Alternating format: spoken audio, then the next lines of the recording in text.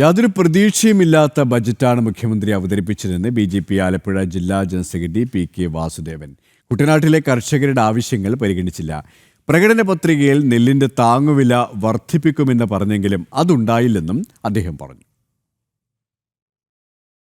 കുട്ടനാടിൻ്റെ പാരിസ്ഥിതിക പ്രശ്നങ്ങൾ പരിഹരിക്കാൻ, കുട്ടനാട്ടിലെ നെൽകൃഷി ഉൽപ്പാദനം വർദ്ധിപ്പിക്കാൻ, കുട്ടനാട്ടിലെ കർഷകരെ സഹായിക്കാൻ, കുട്ടനാട്ടിലെ നിരവധിയായിട്ടുള്ള വെള്ളപ്പൊക്കം അടക്കമുള്ള പാരിസ്ഥിതിക പ്രശ്നങ്ങൾ പരിഹരിക്കപ്പെടാൻ വേണ്ടിയിട്ടുള്ള ഒരു നടപടിയും ഈ ബഡ്ജറ്റിൽ വകകൊടുത്തിട്ടില്ല. മാത്രമല്ല, കുട്ടനാടിനെക്കുറിച്ച് വേണ്ടത്ര കാര്യമായി പരാമർശിക്കാത്തൊരു ബഡ്ജറ്റായി ഈ ബഡ്ജറ്റ് മാറിയതിനപ്പുറത്തേക്ക് യാതൊന്നും ഒരു പ്രതീക്ഷയില്ലാത്തൊരു ബഡ്ജറ്റിന് മാറ്റിയിരിക്കുന്നു എന്നുള്ളതാണ് യാഥാർത്ഥ്യം. നെല്ല് വില കാലതാമസം വില കൊടുക്കുമെന്ന് പറഞ്ഞാൽ ഇത് കഴിഞ്ഞ കുറേ കാലങ്ങളായി കർഷകർ കേട്ടുകൊണ്ടിരിക്കുന്ന കാര്യമാണ്. ഇതിനപ്പുറത്തേക്ക് എങ്ങനെയാണ് കർഷകർക്ക് കൃത്യമായി സമയബന്ധിതമായി അവൻ്റെ ഉൽപ്പാദനത്തിൻ്റെ ഉൽപ്പന്നത്തിൻ്റെ വില സമയബന്ധിതമായി കാലതാമസമില്ലാതെ കൊടുക്കാൻ കഴിയുക? അതിനെക്കുറിച്ച് യാതൊരു കാഴ്ചപ്പാടുമില്ല.